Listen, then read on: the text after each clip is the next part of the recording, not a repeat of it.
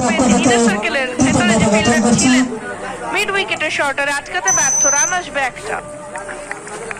বল ব্যাটে আসছে, প্রচুর গ্যাপ রয়েছে মিডল ওভার্সের খেলা। ডট বল সংখ্যা কমিয়ে আনার চেষ্টা করতে হবে দুই ব্যাটারকে।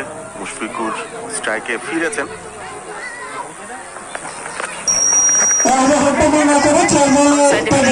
সিঙ্গেল,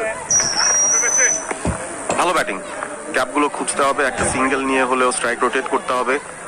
স্যাটনার একটু আগে যে ওয়াইডটাও দিয়েছেন সেখানে বোঝা যাচ্ছিল তিনি আসলে ডানহাতি বাহাতি ব্যাটারদের বোলিং করছেন। শান্তর জন্য ভালো বল, তবে মুশফিকুরের জন্য ডাউন দ্য লেগ। এটা একটা সুবিধা হয় যখন ডানহাতি বাহাতি কম্বিনেশন ব্যাটিং এ থাকে।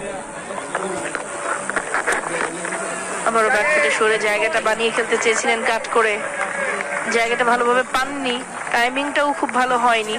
শান্ত 50টা রানের আগে এখন একটু আবার নতুন করে সেই শুরুতে ইনিংসে যেমন স্ট্রাগল করছিলেন, ডাবল মাইন্ডেড হচ্ছিলেন, আবারও সেই চিত্র দেখছি।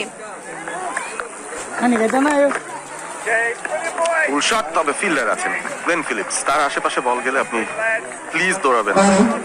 এই উপদেশটা সবার কাছেই জানা থাকা প্রয়োজন। ব্যাকফুটেই ছিলেন, খুব একটা শর্ট ছিল না, তারপরও ব্যাকফুটে গিয়ে শটটা পাচ্ছেন, এক্সট্রা বাউন্স আসছে।